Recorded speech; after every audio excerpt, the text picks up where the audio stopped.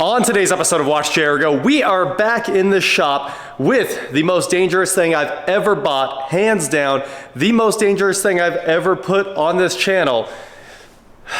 That's right, it's a small airplane propeller mounted to an engine on a cart.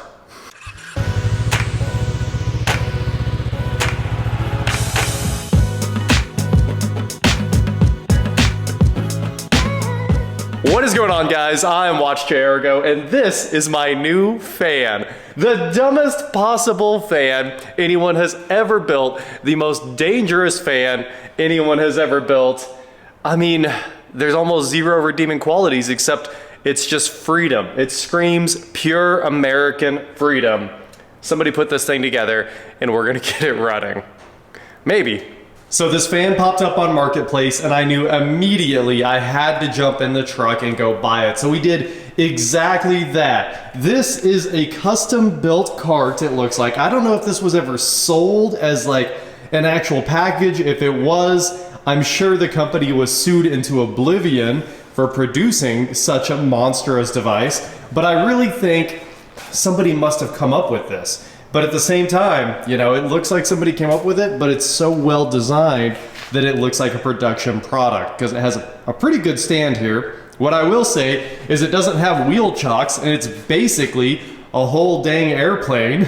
So it could take off at any moment. I bet this thing starts taxiing down your floor as soon as you start it up, right? I don't know how much air it moves. What I do know is your air gets flavored from the exhaust right here that feeds directly into the fan blade, no doubt about it. It has to just be sucking all that exhaust right through and pushing it into the airstream as soon as this thing starts up. The blade guard here is held together by zip ties because it looks like the factory hold downs here may have started coming apart. So a little scared. Really haven't touched this thing at all yet, but I do hope this guard doesn't come off because it truly is just what a dangerous device. All the zip ties are rotted through, so we're gonna have to re-zip tie all that because I don't want it coming apart. There is a patent number on here. It is patented 3787142, and I looked it up and the patent is for a variable size fan blade guard. So that's not getting us anywhere. It does look like this is chrome though, which is cool. We might be able to clean up this chrome and make it nice and shiny again. And then it's time to talk about the power plant here. It says Plum Purdy on it, which is funny because there's nothing plum about this fan, but it is a true Briggs & Stratton 5 horsepower single cylinder engine there with a throttle. Look at this. Ooh, ooh. That throttle's crunchy. Oh, we got it. It's moving. I didn't know if it was even gonna move. But it looks like we might get it to run. Now I'm a little scared that there's not a kill switch on an extension cord, so you can't quite shut it off once it starts up, especially if the blade guard happens to come off somehow. We don't even know if this thing turns yet because I was a little bit worried about just pulling it through. So let's go ahead and try right now. I'll throw away all this trash here in a second, but we'll just give it a... Ooh, she's crunchy. It sounds like it's rubbing the actual guard for the flywheel fan. I think it's rubbing on the front cover. The engine feels nice. Okay. I hope she doesn't start. I have no idea how to shut it off. It looks like it used to have one of those push down to kills on top, but now we're kind of depending on the throttle. We got a lot of work to do on this thing. Let's jump in here and figure out just what I bought. And speaking of moving some air, I need to take a quick second to talk about the sponsor of today's video. Fume. My friend still double taps his AirPods like it's 2016. Some habits are harmless, others, well, Fume makes it easier to swap those out. Have you ever caught yourself reaching for a bad habit without even thinking about it? Maybe it's out of stress, boredom, or just wanting to fit in. Well, that's where Fume comes in. It's not about quitting, it's about replacing. Fume, the sponsor of today's video, offers a simple and enjoyable way to break away from bad habits while still having something enjoyable to reach for. There's no vapor, there's no nicotine, there's just flavor. Fume is an award-winning flavored air device that delivers great taste without any harmful chemicals. Instead of inhaling vapor, you simply breathe in natural, non-toxic flavors that satisfy the craving without the downside.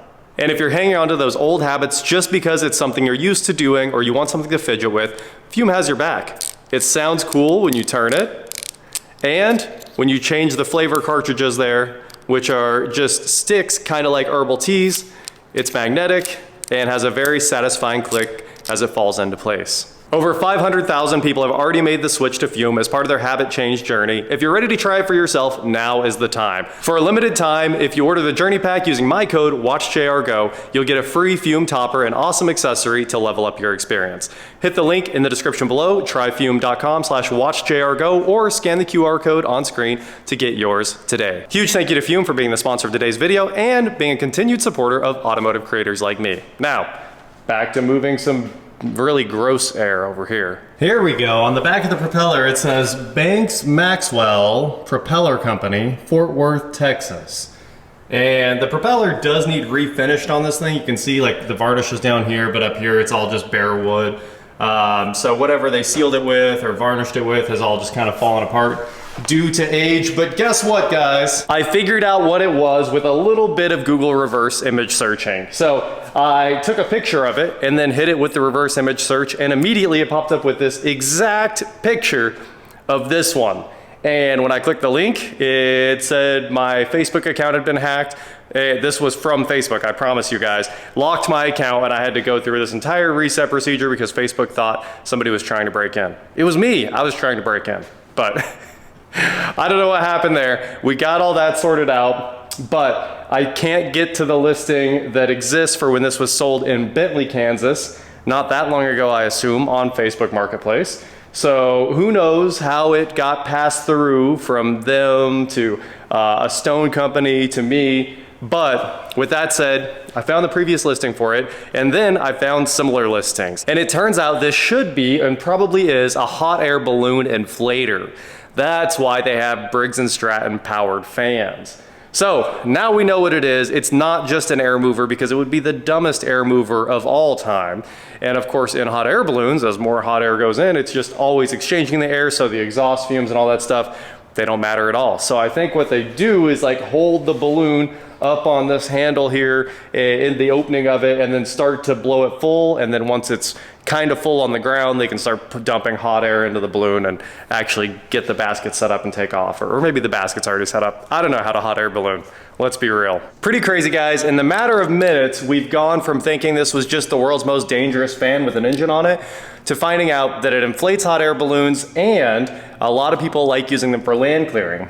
You light a huge bonfire, shove this fan up behind it, and after that, the fire just takes off, right? Fires love oxygen, so apparently these things are really good at feeding fires, which actually makes sense because they don't care about the exhaust smell. But with that said, apparently I have the world's most dangerous fan, or a hot air balloon inflator here. So let's try to get this thing running. I'm excited to see. It doesn't look like it's going to be too hard because it pulls through nicely, and as long as we've got spark, we're halfway there. And after that, we'll chase down the rest of the issues. Like, does it have a filter and the air cleaner? Whoop! Nothing but trash. Mud dauber nest, spider web, trash in the carburetor, a whole bunch of it. I'm going to vacuum the carburetor out before we mess with this. I don't know if you guys can see, but there's like some dirt chunks down there at the bottom of the carb, and I think we can get all that cleaned up, and it's too bad it's not plumb purty anymore. This thing's plumb nasty. Sat for too long. And a quick second later, we've got that cleaned out. Just a quick hit with the vacuum there, and it seems like most of the dirt is out of the bottom of the carburetor. And the gas cap actually came off. It looks like it's been on there for a long time. It's like rusted into place there, but I went ahead and spun the gas cap off. The tank looks okay inside. Tough to see, but there's no like buildup on the bottom or anything like that. Just like surface rust. So I think the tank's actually all right here. I'm gonna clean all this up and vacuum the tank out as well, and we'll keep right on chugging. Small issue here, actually gigantic. It's maybe the worst news I could have gotten. The gas tank is completely shot. There are so many holes in the gas tank. All I wanted to do was clean the top up real quick, so I grabbed the wire brush, gave it a quick rub down, you know, just to knock a little bit of that surface rust off so it wouldn't get pushed into the tank as I put gas in it, and I saw something very bad. Down here at the bottom, there were a few gobs, and then I grabbed the wire brush and hit it a little bit harder, and it's holes, fields of holes, huge sections missing. I mean, the gas tank is rotted on this thing. So, since these gas tanks are actually getting very hard to come by, I think we are going to fix this with the old JB Weld kit from O'Reilly's. So I'm gonna go pick up that gas tank repair kit. I did make sure the inside of the tank is clean. It actually looks like it's gonna be just fine. But before we do that, let's see if this thing runs. Before we put a bunch of time into fixing the gas tank, which clearly somebody's been kind of messing with.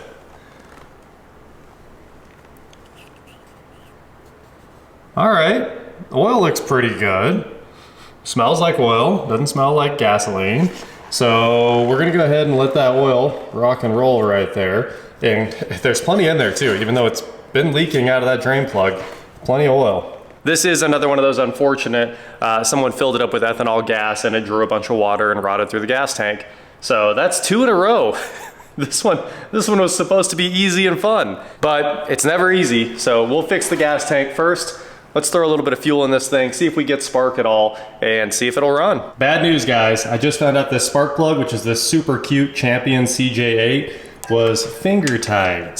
So that would explain why it was so easy to pull this thing through, and it's obviously a very bad sign as well. So I actually, while it's out, I was gonna put the spark tester on here, but instead of the spark tester, let's just do it the old school way here.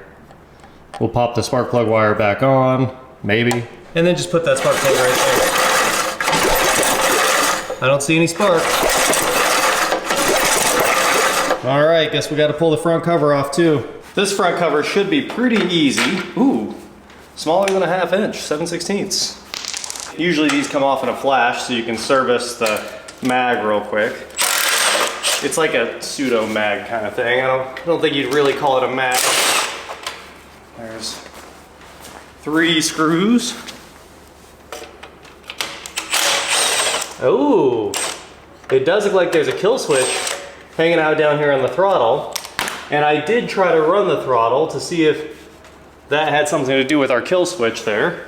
And there's a very good chance that it does, but let's go ahead and pop this guy off. Oh, it looks terrible. Terrible. Everything in here full of trash. I think we figured out what all that noise is. Take a look inside that cover. I'm gonna grab the vacuum and clean up this mess real quick. And now I no longer think it's an issue with the throttle. There is a wire that's supposed to go to the kill on the throttle and it's broken. So that definitely isn't working. And also the flywheel's mag setup here looks absolutely horrendous. So usually we just take sandpaper and clean these up. We'll see if that works on this because she's rough. Recoil starter sounds pretty good here. We're getting a little rub in here, like the coil placement's been messed with just a little bit. Time for a little flywheel maintenance.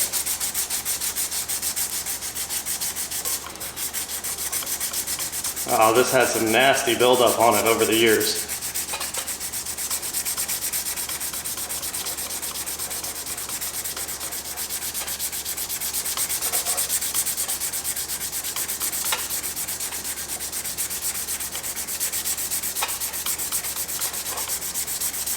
The coil drag is kind of embedded in the flywheel here. It's been turned around so many times with all this rust.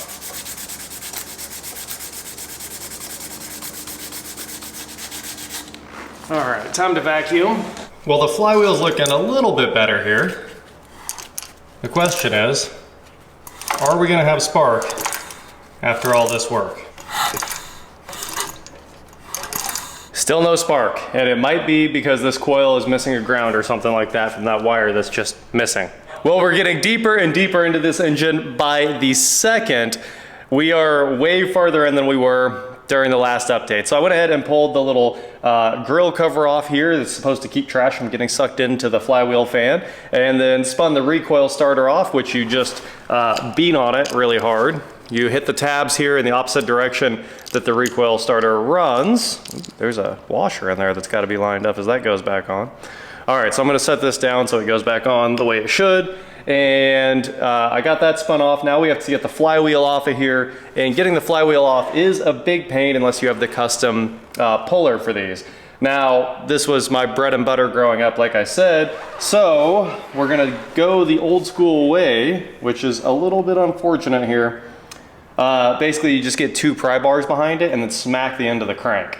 And if we can pull this off, it'll come right off. But if we can't, we'll bend things.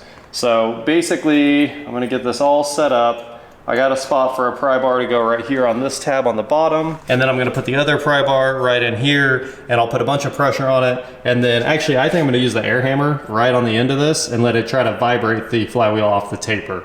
So if we have any luck, we'll get in here and then we can clean the points that are hiding behind the flywheel. I did clean the entire flywheel brake clean too, trying to solve any residual rust or buildup that might have been on there. But we're gonna go ahead and pop this thing off. It should come right off the front, and if everything works out, we'll clean the points and have spark.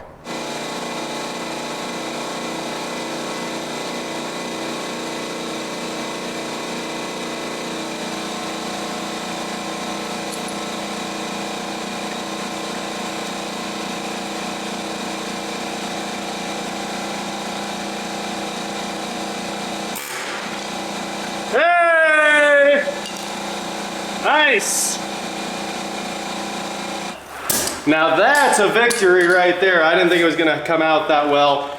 Flywheel came right off, which means we got some points hanging out right underneath there. Key came out nice and clean, all that good stuff. So we're gonna go ahead and set the flywheel aside. And I might even give that a little bit more cleaning while we're in there. And now we've got our points cover right here. I've been trying to get all the trash out of here, but now we actually have some access. So time to clean everything up inside this little guy. And then 1/4 inch, almost every bolt on here, after you get those 7/16 off of the cover is 1/4 inch. So it all comes apart nice and quickly. Crank seal looks good, not a single leak underneath there. Do not use steel key in flywheel. All right, well, I'm gonna assume that the factory didn't use a steel key in the flywheel. Okay, points cover. Hey, so much trash. Look at that. This was full of water. I'm gonna dump this out. No wonders this thing wasn't running. So now you can see it's been full of water for so long just because of the way it was like angled one time. Somebody must have let it sit like this and the water collected in the cover instead of draining. It needs a little drain hole. If it had a weep hole at the bottom, that would never happen. But what it really needs is stored inside. That's the proper answer. So, I'm gonna clean all this corrosion up with a brush real quick, wipe everything down, sand the points. These Briggs & Stratton coils and condensers and stuff usually just never break. So I'm gonna assume if we open this guy up, which it might be hard. Yeah, it's probably filthy, but, oh, yeah, the top of the condenser looks terrible. All right. I'm gonna sneak in here with a little sandpaper, clean these guys up. I've got a points file too, so we'll really clean those two up, and then I'll wipe all this out and we'll start putting it all back together. Well, I just finished sanding the points and resetting the condenser height here. So to set the gap on the points on these, you actually slide the condenser up and down. So you loosen up this 1/4 inch bolt right here, and then you slide the condenser down, then you put your feeler gauge in, which should be 020, get your 020 feeler gauge out, put it right in between the two of them. And this is while the points are open, not while they're closed. You wanna make sure you're not at TDC where the thing actually fires, because you can't have a gap there. But you slide the condenser back, push it back up till it contacts the feeler gauge, tighten everything down, and now we should have this totally set up. You can see it's open right now. I sanded it, brake cleaned it so there was no oil in there, and hopefully now we have spark. All of this trash came out of the points. I think that's the first hit, the next hit, next, and then I went ahead and went way harder for like a 4th clean, and then over here is the final. So it's finally working pretty well, and this is after the brake clean and everything. So let's bolt everything back together, and hopefully she runs. Fingers crossed, we're about to become dangerous.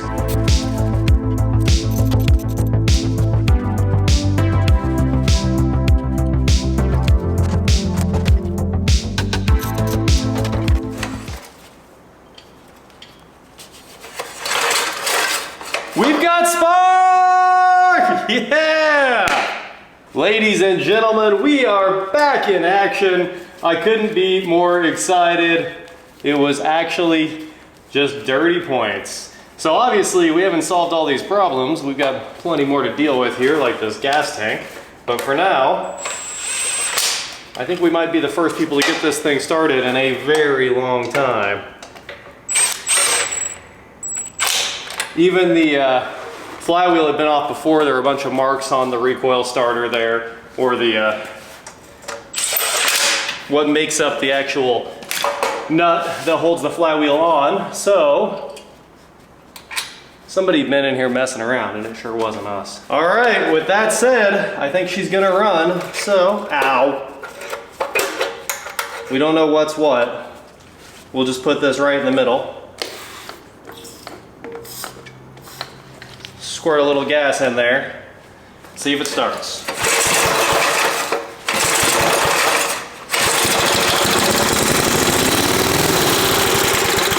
We got it! We got the world's most dangerous fan to run it. It actually sounds pretty good.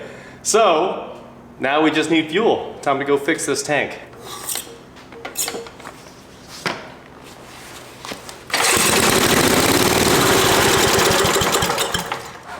Wear eye protection around this thing. It is flinging trash everywhere. Most of it's coming out of the exhaust, and we got a lot of cleanup to do here because I think this is the first time it's run in a very long time. But it's running. Look at all this. All this trash just came out of the exhaust. This thing hasn't run in so long. I think people have just been kicking it around from marketplace to marketplace, trying to find somebody that could fix it, but here we are. They found the guy that can fix it. Well guys, the world's most dangerous fan runs again, and it's a good thing it's got this guard on there to keep anyone from putting their arms inside it, because it'd be game over. But with that said, you can see where I jumped in here with a Brillo pad real quick and just a little bit of work, because this is chrome. You know, one of the best things of all time was like all old stuff was chromed, and it was so easy to fix just like this if it ever got dirty on you and you needed to clean it up, right? You don't have to repaint it. You just jump in here with steel wool or Brillo pad or whatever you want, and it comes right back to life. So I'm gonna spend some time on this and clean every single little thing here until she's nice and shiny again, and hopefully this thing really turns around. So there's our before. You can see how rough it looks, and then here's a little bit of after. And honestly, I think I'm gonna go ahead and cut all the zip ties, pop this thing apart in the next video, and deep clean it. So maybe we'll just stop right here for now, because it's already looking a lot better just doing the front. And in the next video, we'll do as much of the fan guard as we can, and also fix the gas tank. And then this thing will be ready to inflate a hot air balloon again. Maybe I can actually get somebody with a hot air balloon to buy it from me. So I bought it thinking I was just buying the world's most dangerous fan, and it also made a great tie-in for our sponsor today. Don't forget to hit the link in the description if you want to check out Fume. But instead we found out that I bought a hot air balloon inflator. Maybe I just go buy a hot air balloon and we can make WatchJR fly. That is it for today, guys. Thank you so much for watching. Don't forget to head on over to shop.WatchJRGo.com for cool shirts not like this. And please like, share, subscribe, do whatever you want to do, and I will talk to you next time. This squirt bottle is just gasoline. If you ever see me using it, it works great for this. But I just keep starting this thing because it's kind of awesome. Wait, there we go. Plenty of fuel.